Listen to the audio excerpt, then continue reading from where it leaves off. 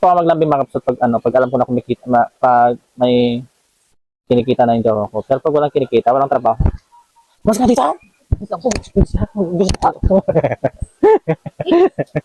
Ayan, so welcome back again mga kapsat. Ayan mga kapsat, nagbibilang po kami ng jowa ko na kanyang kinita ngayong araw na to.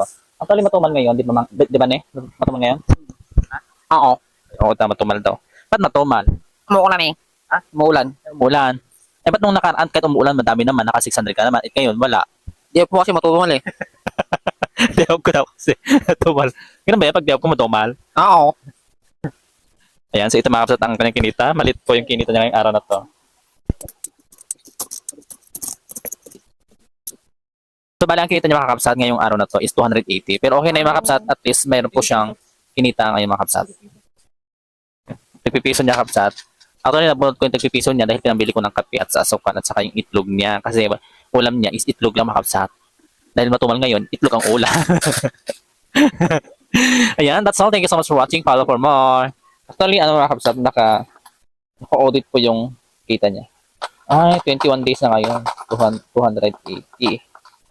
8,964 sa 21 days. So, kailangan mo pa ng, ay, malapit namang, 200 na lang. Para, 100 na lang para 9,000 na. Ayan, yung pagkita yung kapsat. Ganito pa maglabi mga kapsat pag pag alam ko na kumikita, pag may kinikita na yung jowa ko. Pero pag walang kinikita, walang trabaho. Mas nga dito! Ganito pa maglabi mga kapsat pag pag alam ko na kumikita, pag may kinikita na yung jowa ko. Pero pag walang kinikita, walang trabaho. Mas nga dito! Ayan, so welcome back again mga kapsat. Ayan mga kapsat, nagbibilang po kami ng jowa ko na kanyang kinita ngayong araw na to. Actually, matumal ngayon, di ba ne? Matumal ngayon? Oo. Oo, matumal daw. Ba't matumal?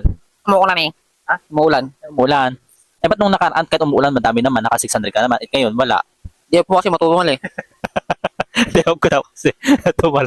Ganun ba yan? Pag diyab ko matumal? Oo. Ayan, so ito mga kapsat ang kanyang kinita. Malit po yung kinita niya ngayong araw na to.